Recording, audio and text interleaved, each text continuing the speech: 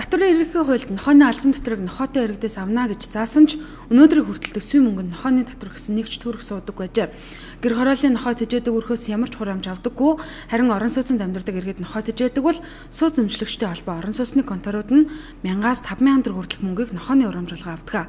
Энэ мөнгө нь улсын төсөвт орж ирдэггүй, тухайн сөөхөд цэвэрлэгээ үйлчлэгээний зардалтаа ашигладаг гинэ.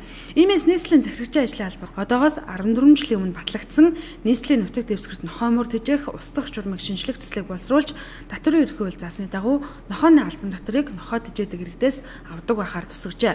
Журмын төсөлд одоогоор татварын хэмжээг нэгдсэн байдлаар тогтоогоогүй. Гэхдээ өргөжүүлсэн нохоонд бага, өргөжүүлээгүй нохооноос өндөр татвар авах хувилбарыг боловсруулсан байна. Татварын ерөнхий хууль дээр нохойны албан татвар авах ёстой заасан байдаг. Гэтэл өнөөдрийн хүртэл нохойны албан татвар байдлаар төсөвт нэгж төлрөөгүй байдаг юм байна. Гэтэл тэгвэл нөгөө нохойны хураамж гэж аваад айл өрхөөс аваад байгаа мөнгө хаана очиж байна гэсэн. Тэгвэл энэ нөгөө сөөх конторууд маань үйлчлэгээний хөлс болгож л авч байгаа. Ямар нэгэн тодтооны татварт холбогдуулж авсан хураамж биш шүү гэдэг иргэд нийлийн аюул зөв ойлгох хэрэгтэй тийм. 2016 онд нохой устгал зориулж 890 сая төгрөгийг нийслэлийн төсөөс гаргажээ. Энэ оны эхний 9 сарын байдлаар нийт 78500 нохойг буудаж устгасан. Он дуустал нэмж 20-с 30 мянган нохойг буудаж устгах төлөвлөгөөтэй гэдгээ нийслэлийн захирагчийн ажлын албаны хэлтсийн мэргэжилтэн аргун онцлоо. Сүүлийн жилүүдэд нохой устгахад зарцуулах мөнгийг нэмдэгч нохойг буудаж устгах арга нь үр дүнд хүрэхгүй байгаа гинэ. Иймээс охин нохой өндгөвч савыг боох мэс ажиллбарыг хийж эзэнгүү нохой мурыг устгадаг байхаар судалгааг нийслэл хийж эхэлжээ.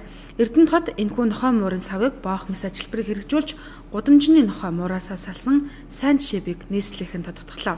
Гэхдээ яг SBI буюу охин нохой муурын өндгөвч савыг боох мэс ажиллбарыг хийн гэж эцэслэн шийдээг байна. Буудаж устгадаг арга аль бид нар сая 2000-ад оноос эхлэл энэ хувилбараар явсан. Гэтэл золбин нохой муур байдгаар байсаар л. Тэгвэл энэ арга бол өөрөө 100% сайн шийдэл бол биш юм аа гэж харсан учраас бид энэ эрх зүйн зохицуулалтаа сайжруулъя. За тэгээ өөр нохойны тоо толгойг оруулаад шинэ арга аргачлал юу байна гэдэг дээр судалгаа хийжнаа л гэж ойлгож байна. Барагцаа тоогоор Улаанбаатар хотод 320 орчим мянган эзэнгүү муур нохой бий. Жил бүр 70-аас 90 мянгаыг нь буудаж устган Арангийн ингэр цагаан давааны хогийн зэг дээр очиж болдог. Гэхдээ устгасан нохой муурын тоогоор эргээд үрчдэг байна. Иймээс л иргэдийн өвдөх нэг шалтгаан болсон нохой муурын устгалыг хийх шинэ арга хайж судалгааны ажлаа нийслэхэн эхлүүлжээ.